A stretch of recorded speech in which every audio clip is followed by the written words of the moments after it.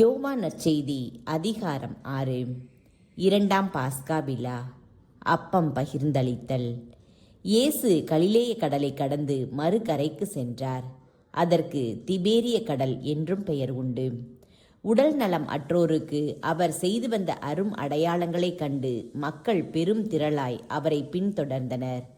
இயேசு மலைமேல் ஏறி தம் சீடரோடு அமர்ந்தார். யூதருடைய பாஸ்கா விழா அண்மையில் நிகழவிருந்தது. இயேசு நிமிர்ந்து பார்த்து மக்கள் பெரும் திரளாய் அவரிடம் வருவதைக் கண்டு, இவர்கள் உண்பதற்கு நாம் எங்கிருந்து அப்பம் வாங்கலாம் என்று பிலிப்பிடம் கேட்டார். தாம் செய்யப்போவதை அறிந்திருந்தும் அவரை சோதிப்பதற்காகவே இக்கேள்வியை கேட்டார்.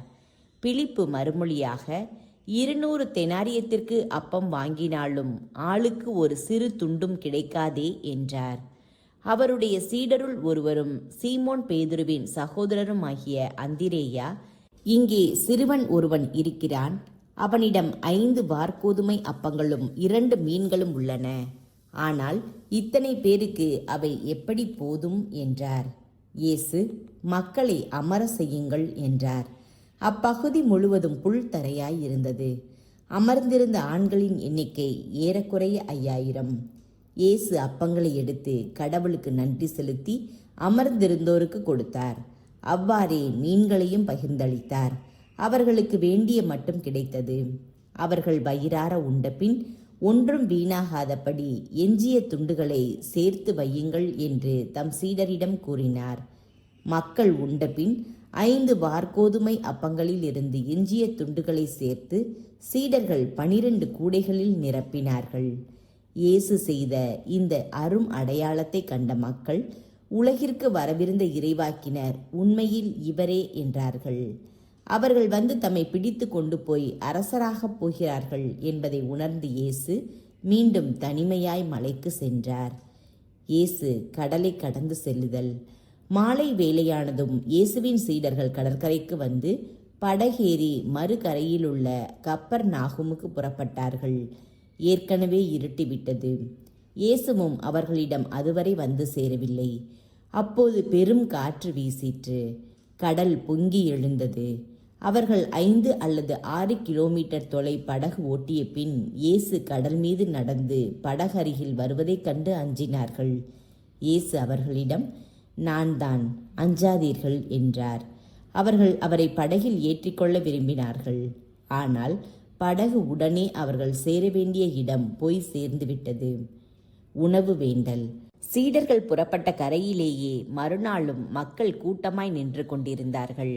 முந்தின நாள் ஒரு படகை தவிர வேறு படகு எதுவும் அங்கு இல்லை என்பதையும், அதில் இயேசுவின் சீடர்கள் மட்டும் போனார்களே அன்றி இயேசு அவர்களோடு அப்படகில் ஏறவில்லை என்பதையும் அவர்கள் கண்கூடாக பார்த்திருந்தார்கள். அப்போது ஆண்டவர் கடவுளுக்கு நன்றி செலுத்தி கொடுத்த உணவை மக்கள் உண்ட இடத்திற்கு அருகில் திபேரியாவில் இருந்து படகுகள் வந்து சேர்ந்தன. இயேசுவும் அவருடைய சீடரும் அங்கு இல்லை என்பதை கண்ட மக்கள் கூட்டமாய் அப்படகுகளில் ஏறி இயேசுவை தேடி பார்க்க கப்பர்நாகுமுக்கு சென்றனர். அங்கு கடற்கரையில் அவர்கள் அவரை கண்டு, ரபி, எப்போது இங்கு வந்தீர் என்று கேட்டார்கள். இயேசு மறுமொழியாக, நீங்கள் அரும் அடையாளங்களை கண்டதால் அல்ல, மாறாக அப்பங்களை வயிறார உண்டதால்தான் என்னை தேடுகிறீர்கள் என உறுதியாக உங்களுக்கு சொல்கிறேன். அழிந்து போகும் உணவுக்காக உழைக்க வேண்டாம், நிலை வாழ்வு தரும் அழியாத உணவுக்காகவே உழையுங்கள். அவ்வுணவை மானிட மகன் உங்களுக்கு கொடுப்பார். ஏனெனில் தந்தையாகிய கடவுள் அவருக்கே தம் அதிகாரத்தை அளித்துள்ளார் என்றார்.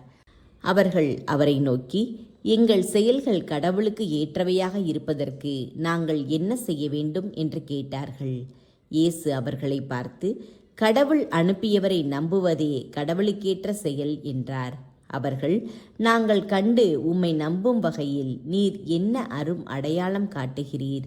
அதற்காக என்ன அரும் செயல் செய்கிறீர்? எங்கள் முன்னோர் பாலை நிலத்தில் மன்னாவை உண்டனரே, அவர்கள் உண்பதற்கு வானிலிருந்து உணவு அருளினார் என்று மறைநூலிலும் எழுதப்பட்டுள்ளது அல்லவா என்றனர். இயேசு அவர்களிடம், உறுதியாக உங்களுக்கு சொல்கிறேன், வானிலிருந்து உங்களுக்கு உணவு அருளியவர் மோசே அல்ல, வானிலிருந்து உங்களுக்கு உண்மையான உணவு அருள்பவர் என் தந்தையே.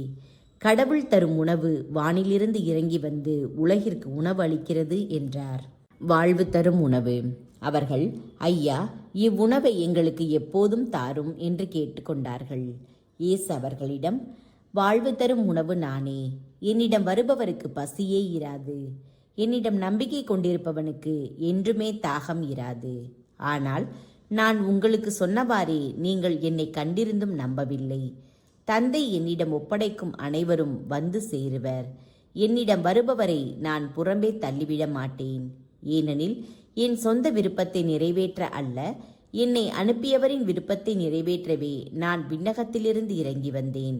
அவர் என்னிடம் ஒப்படைக்கும் எவரையும் நான் அழிய விடாமல் இறுதி நாளில் அனைவரையும் உயிர்த்தெழ செய்ய வேண்டும். இதுவே என்னை அனுப்பியவரின் திருவுளம்.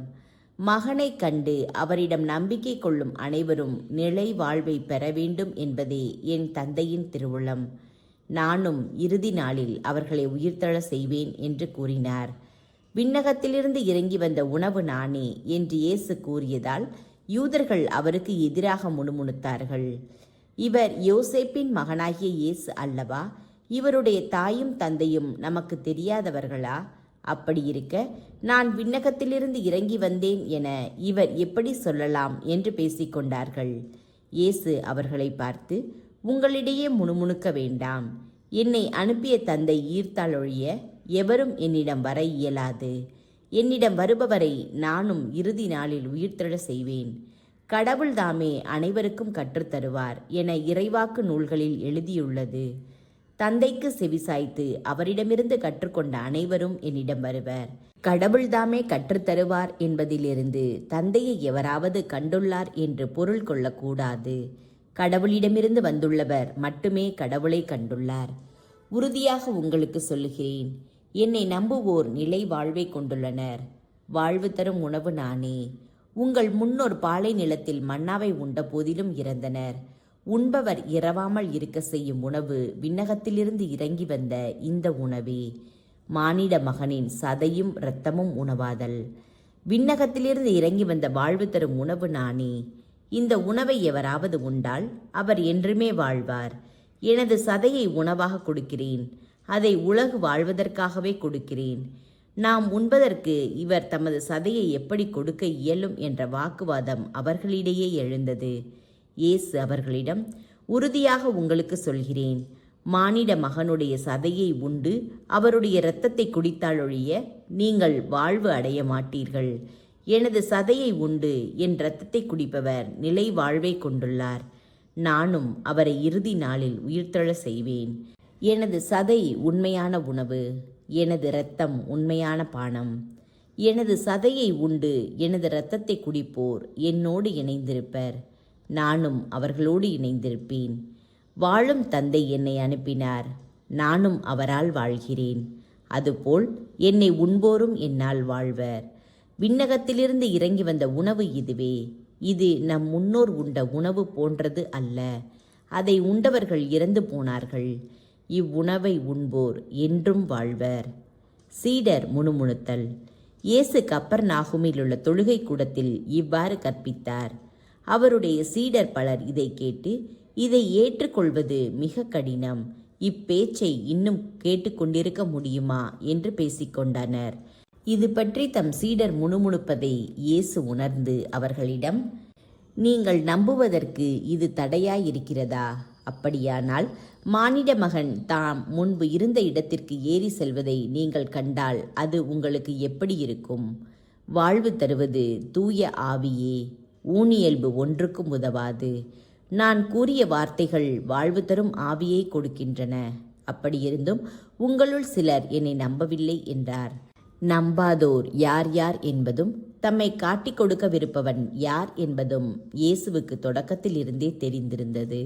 மேலும் அவர், இதன் காரணமாகத்தான் என் தந்தை அருள் கூர்ந்தால் அன்றி யாரும் என்னிடம் வர இயலாது என்று உங்களுக்கு கூறினேன் என்றார். பேதுருவின் அறிக்கை. அன்றே இயேசுவின் சீடருள் பலர் அவரை விட்டு விலகினர்.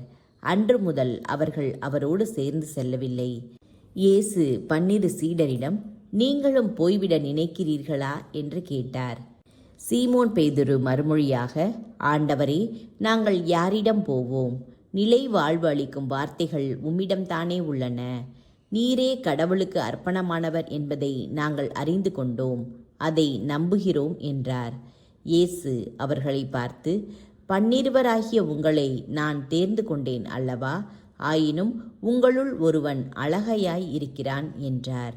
அவர் சீமோன் இஸ்காரியோத்துவின் மகனாகிய யூதாசை பற்றியே இப்படி சொன்னார்.